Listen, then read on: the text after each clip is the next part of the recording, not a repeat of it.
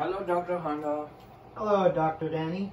So today we will just discuss about in cardiology about high yield content related to EKG findings.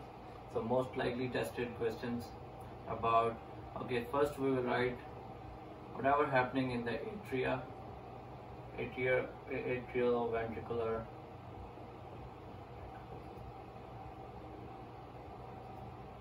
block, or you can just say atrioventricular conductivity problems, so related to EKG. So the condition first is related to atrioventricular, not ventricles. So first condition is we have supraventricular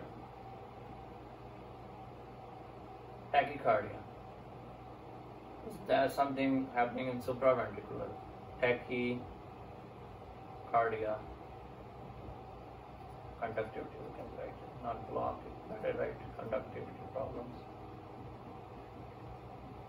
So supraventricular tachycardia, we'll show you the EKG image.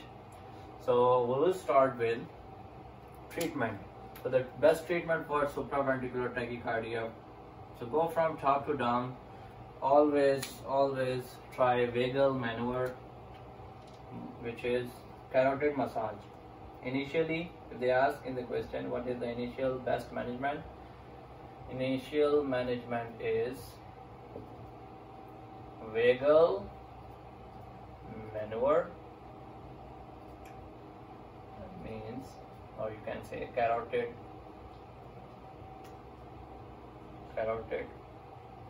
massage. If these two things didn't help initially, then you give adenosine. So make sure the patient is stable, but of course it's a tachycardia, heart rate is increasing, shoot. So we give vagal maneuver, we try carotid massage, and then if these two didn't help in the question, or cold water immersion. After these three things, if that didn't help, then adenosine. So do not pick directly adenosine. Go with these two things first and then go for adenosine. If still didn't help and you know the patient is unstable means hemodynamically unstable, BP is low, hypertension, AMS. So go for synchronized cardioversion. Think about, pick synchronized cardioversion. Unsynchronized is for VFib. So synchronized cardioversion is for atrial conductivity problem. So we have discussed supraventricular tachycardia. Now the next thing is we will go for atrial fibrillation, atrial flutter.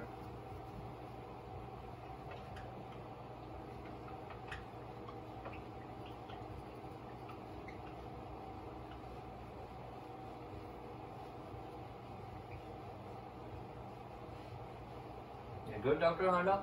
You want to add something? Very good so far. Just check this. So we have next is AFib.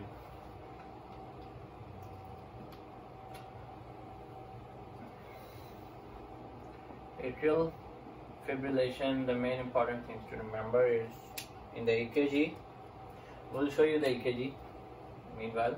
So no P waves, this is high yield, no P wave, RR interval is irregularly.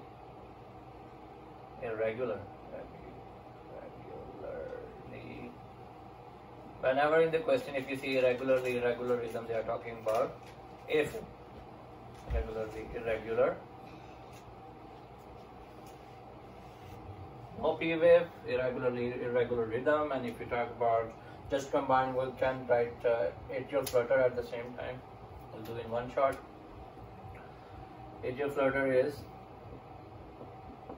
in the EKG, it looks like sawtooth appearance. Sawtooth appearance. Sawtooth. Yes, means So, sawtooth appearance. Now, we'll talk about what is the treatment of AFib. Initially, if it is AFib related to heart, because there's also valvular heart problem, and there's also one thing is non-valvular. So make sure non-valvular are hyperthyroidism, valvular we are talking about here. So we go with first initial treatment is always beta blocker to control the rate. Yes, thanks.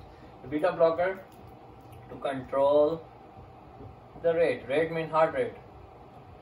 Second thing is calcium channel blocker to control the rhythm.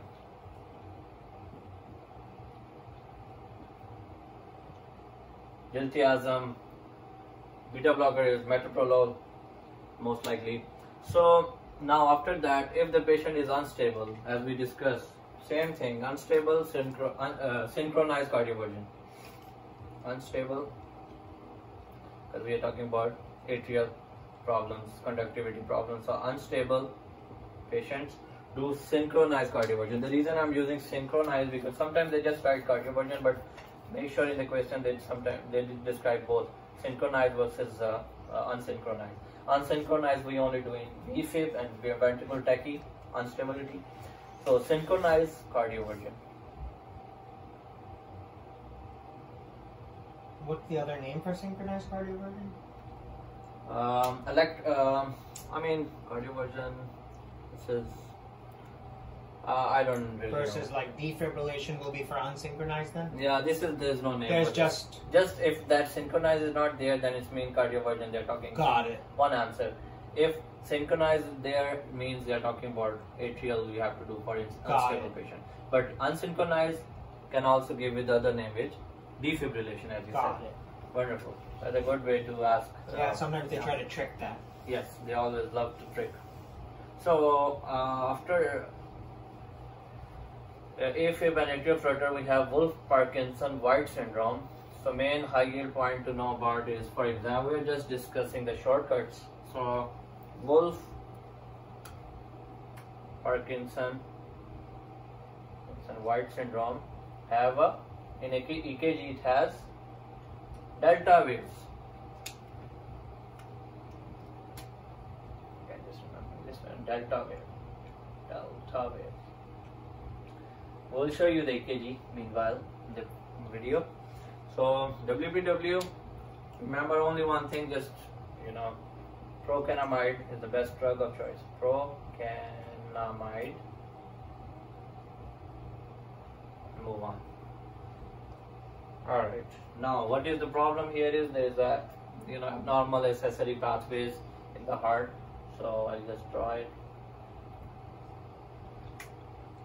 This is right atrium. This is left atrium. So what's going on? All the SA node pathways is the abnormal accessory pathways are going, and recurrent pathways. So accessory pathways are there which are abnormal, and then leading to Wolff-Parkinson-White syndrome, delta waves in the EKG. So we call them accessory pathways which are abnormal. Now the next thing we'll see, we make it here is torsades, the point is, or whatever you can pronounce it, torsades, the point is. It looks like ventricular fibrillation, but it has a sinusoidal pattern, and the sinusoidal pattern, like it looks like VFib, but make sure the patient go with the history and what are the drugs, medication are leading to this, and stop those medication and give the treatment with magnesium sulfate, MgSO4.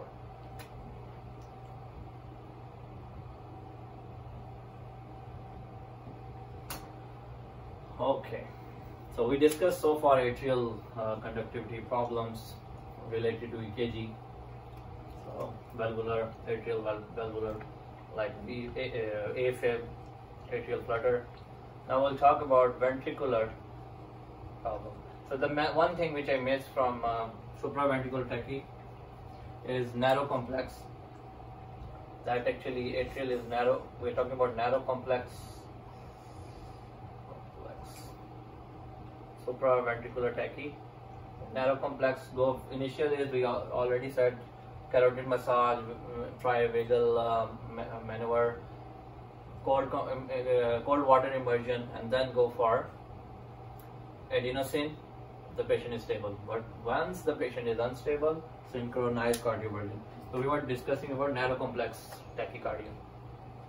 Narrow complex means that complex of QRS will be narrow. Wide, we'll show you in the photos in the EKG. Yeah, probably less than 120 milliseconds. Yeah, that's the range. 120, 240 or something. Then greater than 240 is wide. Yeah. So now we talked about ventricular fibrillation, VTAC. So I'll write it down, VTAC first. These are the main high yield points you need to remember related to treatment. So VTAC, ventricular tachy, and VFib, ventricular fibrillation.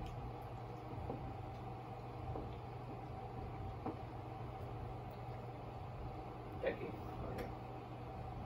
So here you can expect the EKG will be a wide complex. Wide complex. Like QRS complex will be wide. So that was QRS in the EKG. So it will be wide. This thing will be wide. This thing. So after that, VTAC, how to treat VTAC?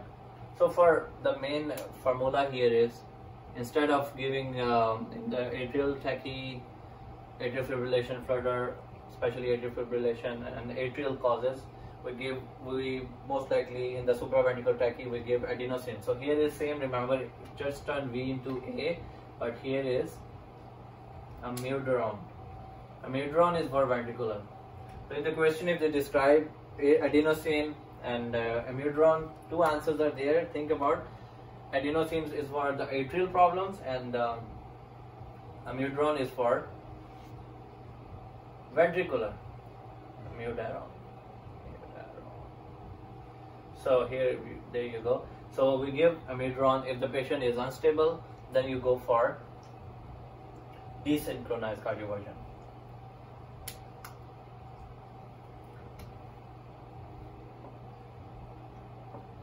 Unstable.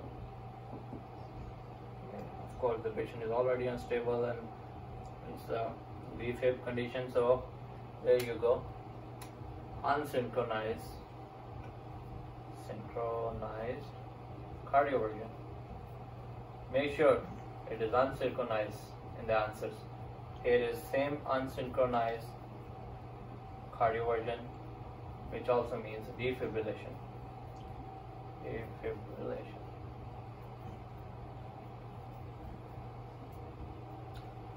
Let's see if there is anything. Okay, so far so good. Now we'll discuss about first degree heart block. So we'll make it easy for you guys.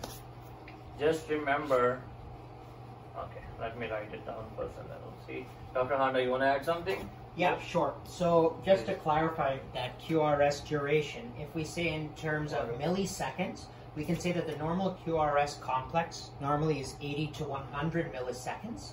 So when the duration is between 100 and 120, they say it's intermediate or slightly prolonged. So a QRS greater than 120 milliseconds is considered wide complex, and a QRS less than 80 milliseconds is considered an SVT or a narrow complex. Yeah, that's great. That's wonderful. The way you actually explained it, wonderful. Nobody knows this. If you go in more in detail, then you know these picky stuff. So we have first degree heart block. Okay, so remember, second we have two things: Mobitz type 1, Mobitz type 1, and Mobitz type 2. So we're gonna discuss about only treatment. So first degree heart block, what we have, what's happening there is a PR prolongation. Then Mobitz type 1 is what, where we have a PR lengthen until QRS drops, and type 2 is random QRS drop. So for first degree heart block, we need to remember prolonged PR interval. That's all. Don't confuse yourself. Just remember to prolong PR interval. So same thing is going on at the same time. So here is in the Mobit type 1, PR lengthen until QRS stop. We write it in an easy way here. So that's what I'm looking for. So PR lengthen until QRS drop. And the last one is there will be PR constant until the yes, QRS. PR exactly. PR constant with the drop. Constant. PR constant. Random QRS drop. So that's Random what I was QRS looking for. Random Nice. QRS drop. But the main goal is about treatment. We're gonna focus just the way me and Dr. Khanda always remember. First two is observation, observation, observation. Stop the triggers, observation, observation, and this last two is pacemaker. Simple. Pacemaker. Correct. Excellent. Okay. That's the best way to remember. I agree completely. First two, observe. Yeah. Last two, so pacemaker. third degree, what's happening in third degree? We have there is no association between P and QRS complex. There is no association. It means like it's there's no association with the RR interval or something like that. So we can able to do that this way. The main high yield point is first degree and second degree type 1 Mobit's type 1 observation, then pacemaker. Make sure you know this. So I will just repeat for the sake of discussion. First degree heart block, will show you the EKG also. Prolonged PR interval only. Second, Mobit's type 1 PR lengthens until QRS drops. Mobit's type 2 PR constant, random QRS complexes. So make sure you are looking, you exactly look for the PR length. PR length should be there, then QRS drops. So treatment you know already, management you know already is observation for first two, and then Mobit's type 1, and then type 2 and 3 pacemaker, because that's where we have a severity of heart block. Make your life easy. Just remember these few points and pick your answer. You will get the right answer for sure. Now, few more me and Dr. Khanda gonna just mention here, that we have just the types. What is pacemaker? Because some people ask what actually pacemaker does. Pacemaker controls the rhythm of heart. There's a difference between pacemaker and defibrillator. What defibrillator does? Shock. Yes. Sorry, my bad. Defibrillator. Shock. Yes. Shock. Pacemaker is doing what? Controlling rhythm. Controlling rhythm. Anything else you wanna add here? No, so far so good. Yes, shock. Now there are two conditions where we do defibrillator, as we already discussed, or unsynchronized cardioversion. VTAC, in the case of VTAC, when the patient is unstable. Because initially you try amiodarone. Make sure you, in the question also they talk about side effects of amiodarone. Go and check those, remember those things also. So stable patient with VTAC, amiodarone. If unstable with VTAC, defibrillation. So means unsynchronized cardioversion, and VFib of course. Same thing. So anything else you want to add, Dr. Khanda? No, that's very good. And also they like to say if there's a pulseless VTAC, that also... Yes, exactly. That's what means unstable. Right. Great job. That's a good point. Pulseless. If they talk about pulseless electrical activity or asystole, think about most likely reversible causes are, we know that all the H's and T's. I will just discuss a little bit hypothermia, hypovolemia, and tamponade, tension pneumothorax. These are reversible causes. So PEA and asystole, they're most likely testing about all atrial problems, not a ventricular, because these are the reversible causes. We can easily, you guys can look at the mnemonics and make sure you know which one, each of those. So they're most likely hypovolemia. From T is the tamponade, tension pneumothorax, trauma, and then further on you can just look at those all 5 HMTs. So these pulseless electrical activity or asystole, it's mean pulseless. There is no pulse, but there is electrical activity going on. So it's mean atria, you can reverse it by giving IV fluids or by treating the cause. Asystole is same thing. That these are all non-shockable rhythms, right?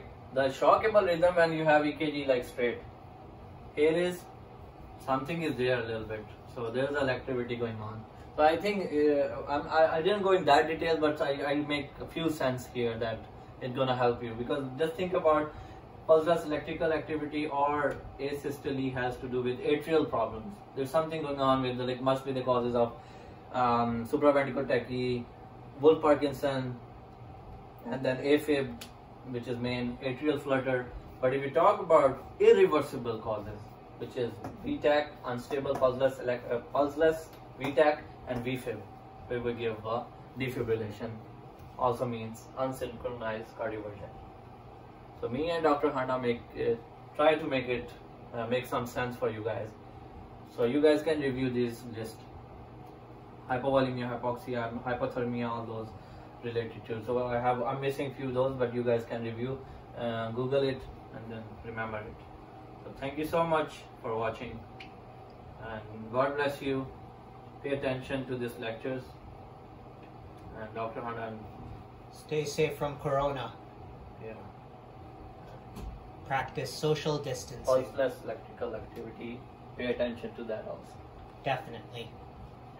Remember CPR, those are the kind of things you want to remember. Yeah. Now last, I just want to mention last thing is where do we find electrical alternance? Electrical alternance. Okay. Which means, let's easy, that is a P, Q, R, T. So P, Q, R, T. So this is like going like this. P, Q.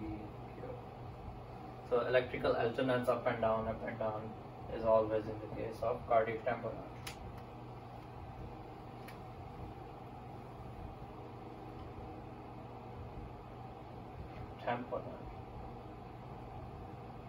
Here we have a swinging motion of the heart. Too much pericardial fluid is already, hemodynamically unstable patient. So there is a swinging of heart motion leading to low voltage of the EKG, low QRS voltage. It means then there is a swinging of motion of the heart and leading to electrical alternance. And one more thing is, about after cardiac tamponade, we have one more thing, high yield, is MAT, multifocal atrial tachy. It's common in COPD. Just remember these 2 points. COPD patient. You have a multifocal, just go with the EKG. There will be a multifocal, you can see that I will show you the EKG, the exact EKG. So thank you so much.